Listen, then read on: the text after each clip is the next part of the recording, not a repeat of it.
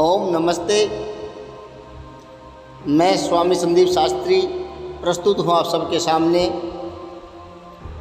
महाकवि दिनकर द्वारा विरचित अद्वितीय कृति दानवीर कर्ण के बारे में लिखा हुआ महाकाव्य रश्मि रथी का दूसरा सर्ग लेकर के। शीतल विरल एक कानन शोभित आदित्य का के ऊपर, कहीं उत्स पर श्रवण चमकते झरते कहीं शुभ्र निर्झर। जहाँ भूमि समतल सुंदर है नहीं दिखते हैं पाहन, हरियाली के बीच खड़ा है विस्तृत एक उटज पावन। आस पास कुछ कटे हुए पीले धन खेत सुहाते हैं, शशक मूस गिलहरी कबूतर घूम घूम कण खाते हैं। कुछ तंद्रिल अलसित बैठे हैं, कुछ करते शिशु का लेहन, कुछ खाते साकल्य दिखते बड़े तुष्ट सारे गोधन। हवन अग्नि बुझ चुकी गंध से वायु अभी परमाती है, भीनी भीनी महक प्राण में मादकता पहुँचाती है। धूम धूम चर्चित लगते हैं तरु के श्याम छदन कैसे, झपक रहे हों शिशु के अलसित कजरारे लोचन जैसे। बैठे हुए सुखद आतप में मृग रोमंथन करते हैं, वन के जीव विवर से बाहर हो विश्रब्द विचरते हैं। सूख रहे चीवर रसाल को नन्ही झुकी टहनियों पर, नीचे बिखरे हुए पड़े हैं इंगुद से चिकने पत्थर। अजिन दरभ पालाश कमंडलू एक और तप के साधन, एक और हैं टंगे धनुष तूणीर तीर बरछे भीषण। चमक रहा तृणकुटी द्वार पर एक परशु आभाशाली, लोह दंड पर जड़ित पड़ा हो मानो अर्ध अंशुमाली।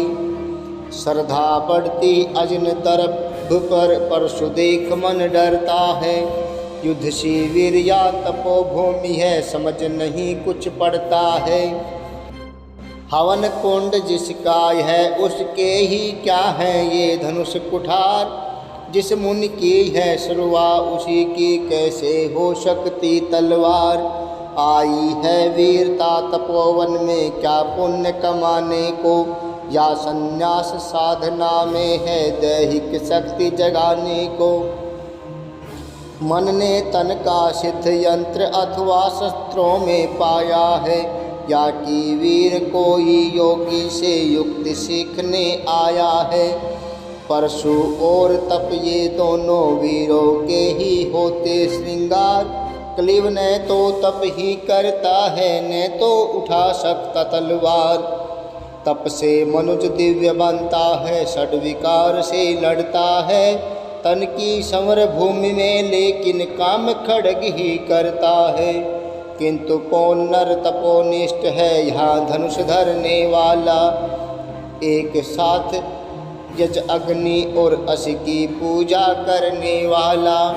कहता है इतिहास जगत में हुआ एक ही नर ऐसा, रण में कुटिल काल सम क्रोधी तप में महासूर्य जैसा। मुख में वेद पीठ पर तर्कस कर में कठिन कुठार विमल, साप और सर दोनों ही थे जिस महान ऋषि के संबल। यह कुटीर है उसी महामुनि परशुराम बलशाली का, भृगु के परम पुनित वंशधर व्रतिवीर प्रणपाली का। हाँ हाँ वही कर्ण की जांघों पर अपना मस्तक धर कर, सोए हैं तरवर के नीचे आश्रम से किंचित हटकर।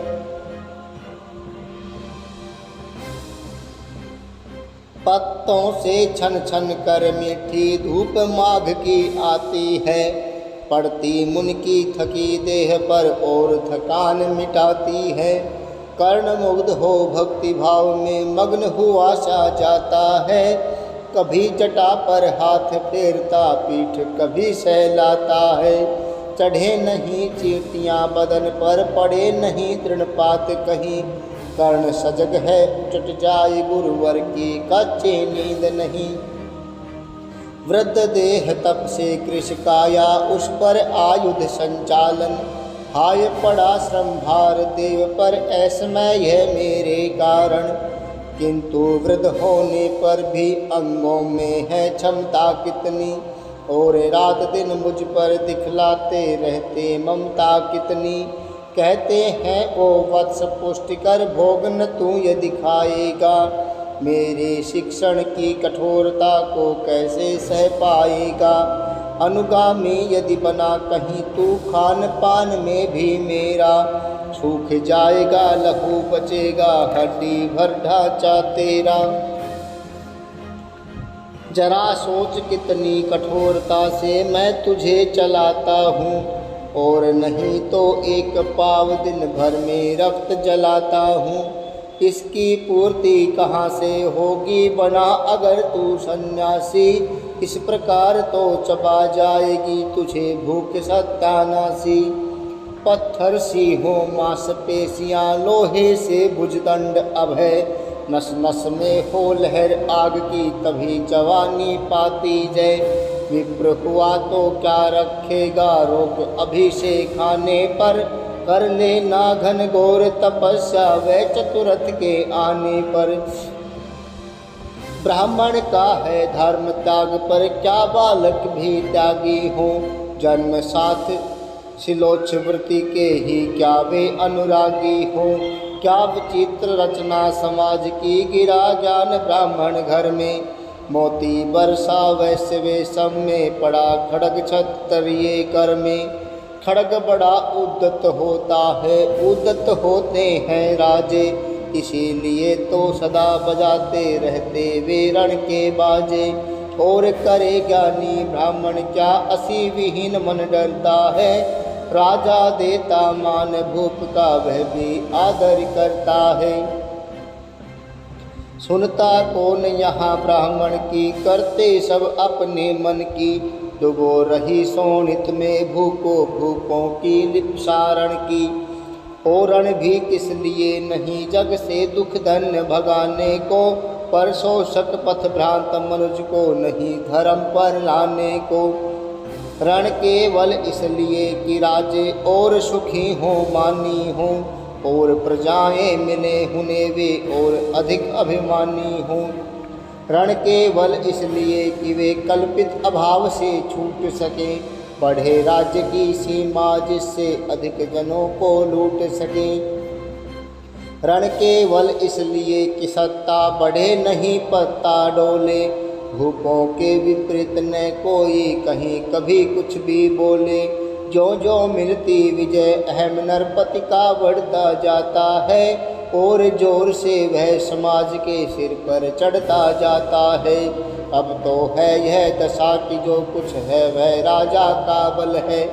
ब्राह्मण खड़ा सामने केवल लिए शंख गंगा जल है। कहाँ तेज ब्राह्मण में अविवेकी राजा को रोक सके, भरे कुपथ पर जबी पाँव वे तत्क्षण उसको टोक सके। और कहे भी तो ब्राह्मण की बात कौन सुन पाता है, यहाँ रोज राजा ब्राह्मण को अपमानित करवाता है। चलती नहीं यहाँ पंडित की, चलती नहीं तपस्वी की, जय पुकारती प्रजा रात दिन राजा जय यशस्वी की। सिर था जो सारे समाज का वही अनादर पाता है, जो भी खिलता फूल बुझा के ऊपर चढ़ता जाता है। चारों ओर लोभ की ज्वाला, चारों ओर भोग की जय, पाप भार से दबी धसी जा रही धरा पल पल पल निश्चय। जब तक भोगी भूप प्रजाओं के नेता कहलाएंगे, ज्ञान त्याग तप नहीं श्रेष्ठता का जब तक पद पाएंगे। असन वसन से हीन दीनता में जीवन धरने वाले, सहकर भी अपमान मनुजता की चिंता करने वाले। कवि को विद विज्ञान विशारद, कलाकार पंडित ज्ञानी, कनक नहीं कल्पना ज्ञान उज्ज्वल चरित्र के अभिमानी। इन विभूतियों को जब तक संसार नहीं पहचानेगा, राजाओं से अधिक पूज्य जब तक न इन्हें वह मानेगा, तब तक पड़ी आग में धरती इसी तरह अकुलाएगी। चाहे जो भी करे दुखों से छूट नहीं वह पाएगी। थकी जीभ समझाकर गहरी लगी ठेस अभिलाषा को, भूप समझता नहीं और कुछ छोड़ खड़ग की भाषा को। रोक टोक से नहीं सुनेगा नृप समाज अविचारी है, गिरवाहर निष्ठुर कुठार का यह मदांध अधिकारी है। इसीलिए तो मैं कहता हूँ अरे ज्ञानियों खड़ग धरो, हर न सका जिसको कोई भी भूखा भय तुम त्रास हरो। नित्य कहा करते हैं गुरुवर खड़ग महाभयकारी है, इसे उठाने का जग में हर एक नहीं अधिकारी है। वही उठा सकता है इसको जो कठोर हो कोमल भी, जिसमें हो धीरता वीरता और तपस्या का बल भी। वीर वही है जो कि शत्रु पर जब भी खड़ग उठाता है, मानवता के महागुणों की सत्ता भूल न जाता है। सीमित जो रख सके खड़ग को पास उसी को आने दो, विप्र जाति के सिवा किसी को मत तलवार उठाने दो। जब जब मैं सर चाप उठाकर करतब कुछ दिखलाता हूँ, सुनकर आशीर्वाद देव का धन्य धन्य हो जाता हूँ। जियो जियो अये वात्सती, तीर तुमने कैसा यह मारा है, देख उठावन उधर इधर फूटी निर्झर की धारा है। मैं शंकित था ब्राह्म वीरता मेरे साथ मरेगी क्या, परशुराम की याद विप्र की जाति न जुगा धरेगी क्या। पाकर तुम्हें किंतु इस वन में मेरा हृदय हुआ शीतल, तुम अवश्य ढोवोगे उसको मुझ में है जो तेज अनल। जियो जियो ब्राह्मण कुमार तुम अक्षय कीर्ति कमाओगे, एक बार तुम भी धरती को नीछत्रिय कर जाओगे। निश्चय तुम ब्राह्मण कुमार हो कवच और कुंडलधारी, तप कर सकते और पिता माता किसके इतने भारी। किंतु हाय ब्राह्मण कुमार सुन प्राण कांपने लगते हैं, मन उठता धिक्कार हृदय में भाव गलानी के जगते हैं। गुरु का प्रेम किसी को भी क्या ऐसे कभी खला होगा, और शिष्य ने कभी किसी गुरु को इस तरह छला होगा। पर मेरा क्या दोष हाय मैं और दूसरा क्या करता, पीसारा अपमान द्रोण के मैं कैसे पैरों पड़ता। और पाँव पड़ने से भी क्या गूढ़ ज्ञान सिखलाते वे, एकलव्य सा नहीं अंगूठा क्या मेरा कटवाते वे। हाय करण तू क्यों जन्मा था, जन्मा तो क्यों वीर हुआ, कवच और कुंडल भूषित भी तेरा अधम शरीर हुआ। धस जाए भय देश अतल में गुण की जहाँ नहीं पहचान, जाति गोत्र के बल से ही आदर पाते हैं जहाँ सुजान। नहीं पूछता है कोई तुम वृत्ति वीर या दानी हो, सभी पूछते मात्र यही तुम किस कुल के अभिमानी हो।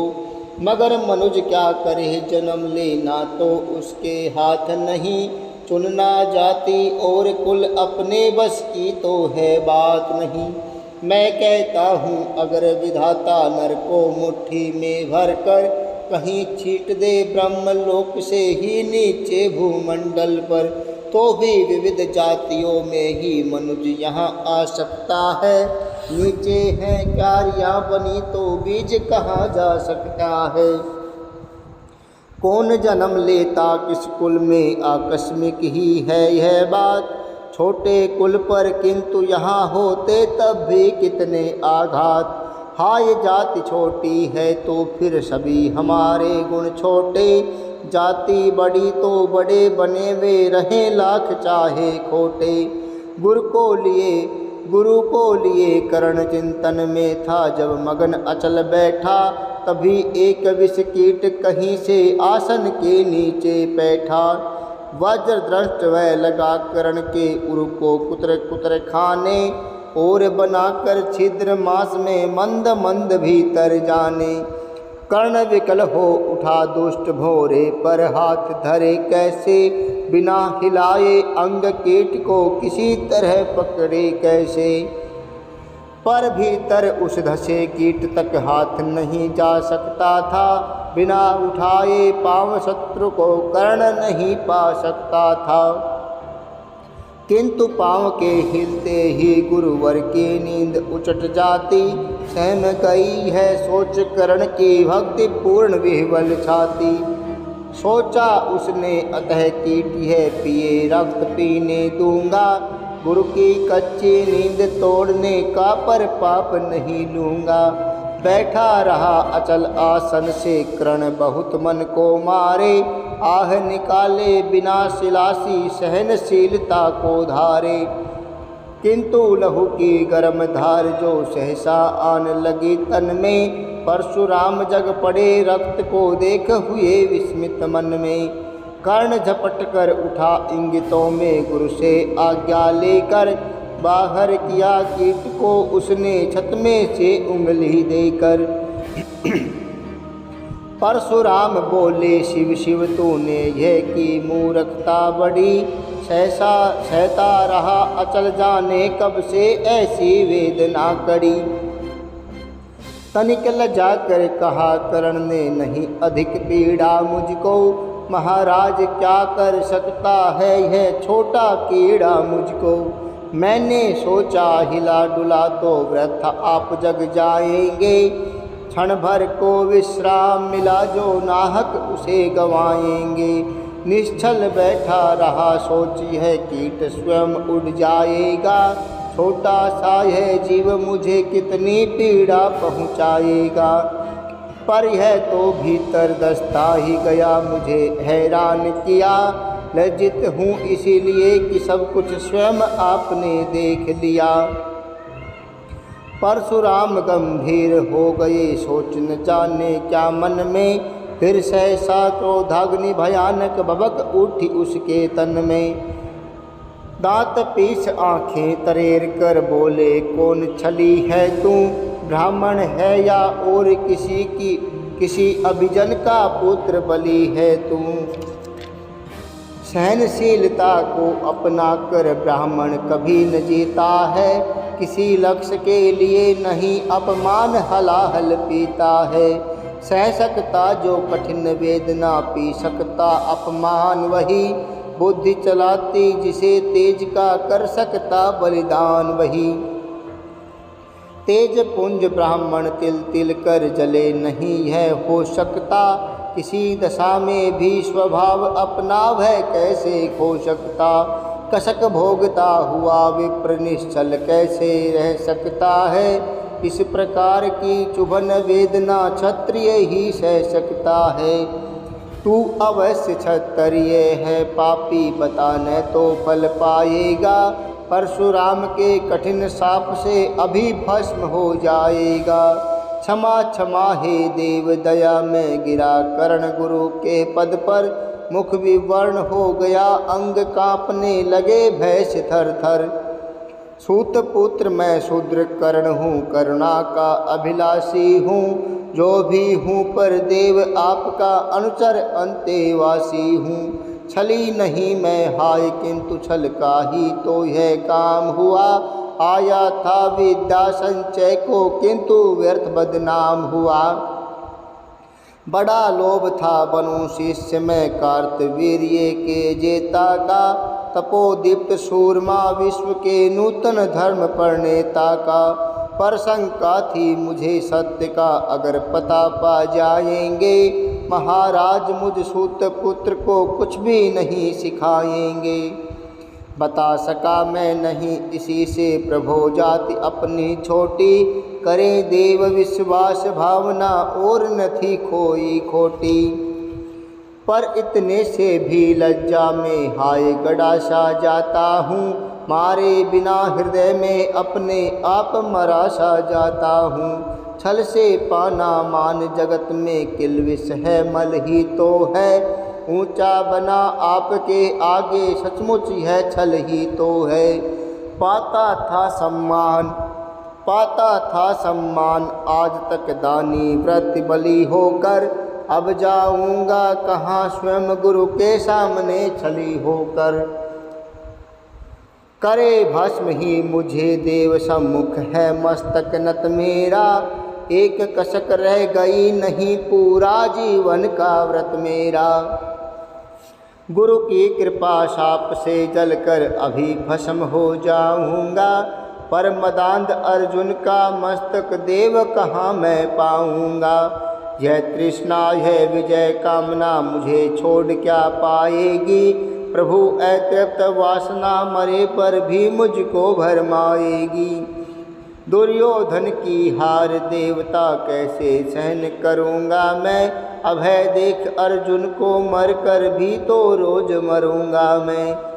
परशुराम का शिष्य कर्ण, परशुराम का शिष्य कर्ण पर जीवन दान न मांगेगा। बड़ी शांति के साथ चरण को पकड़ प्राण निज त्यागेगा।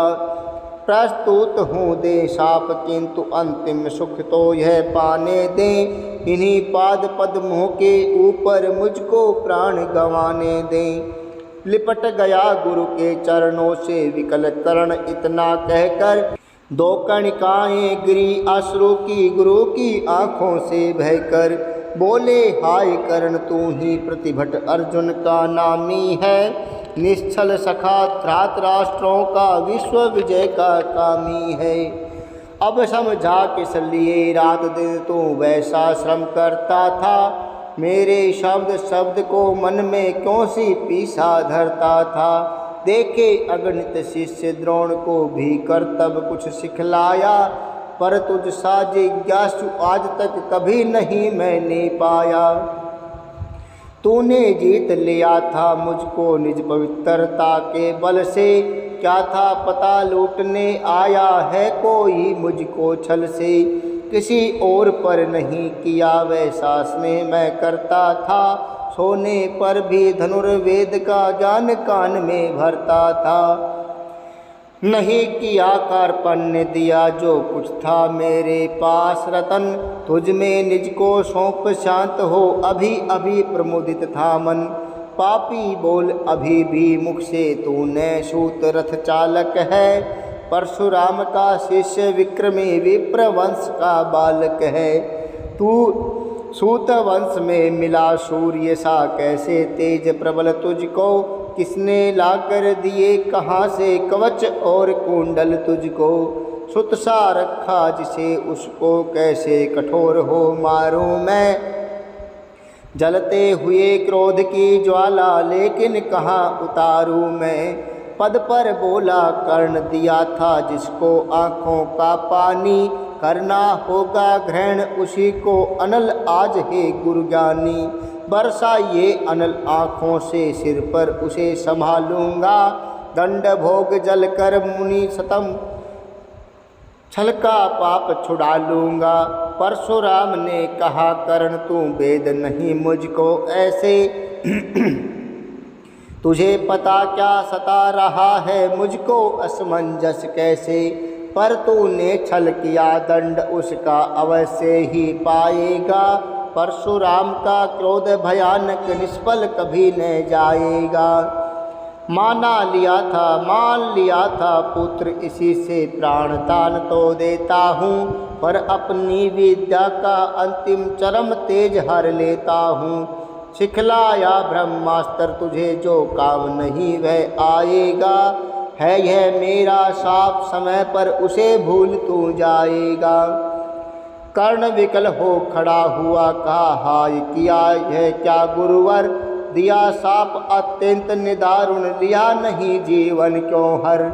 वर्षों की साधना साथ ही प्राण नहीं क्यों लेते हैं। अब किस सुख के लिए मुझे धरती पर जीने देते हैं।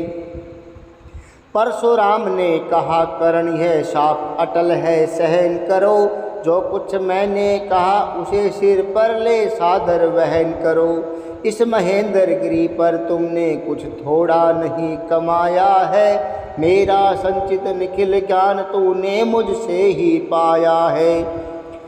रहा नहीं ब्रह्मास्त्र एक, इससे क्या आता जाता है। एक शस्त्र बल से न वीर कोई सब दिन कहलाता है। नई कला नूतन रचनाएं, नई सूझ नूतन साधन, नए भाव नूतन उमंग से वीर बने रहते नूतन। तुम तो स्वयं दीप्त पौरुष हो कवच और कुंडलधारी, इनके रहते तुम्हें जीत पाएगा कौन सुभट भारी। अच्छा लो वर भी कि विश्व में तुम महान कहलाओगे, भारत का इतिहास कीर्ति से और धवल कर जाओगे।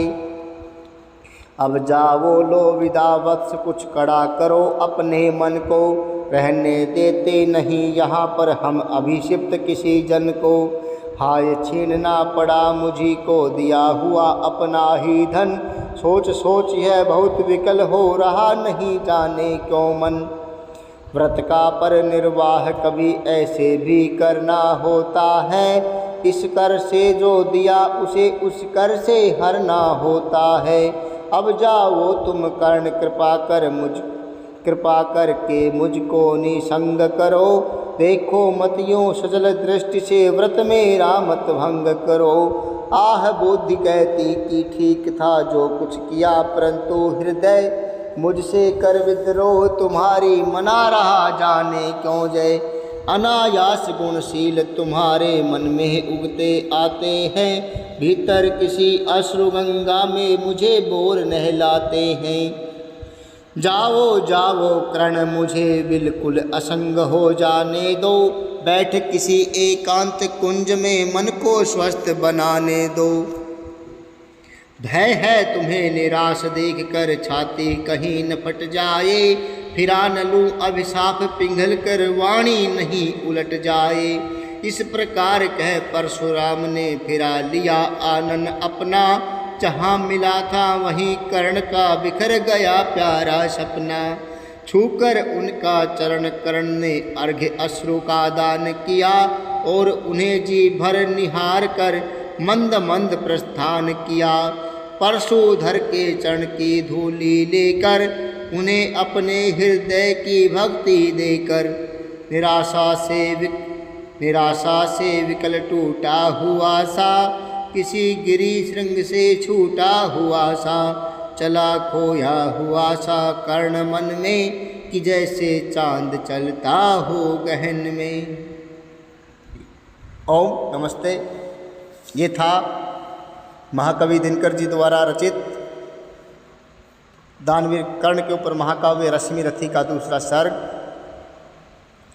मैंने सुना करके अपना कर्तव्य पूरा किया, आप इसे सुनकर और अन्य लोगों तक भेजकर अपना कर्तव्य पूरा करें, अपने पितृ ऋण से मुक्त हों।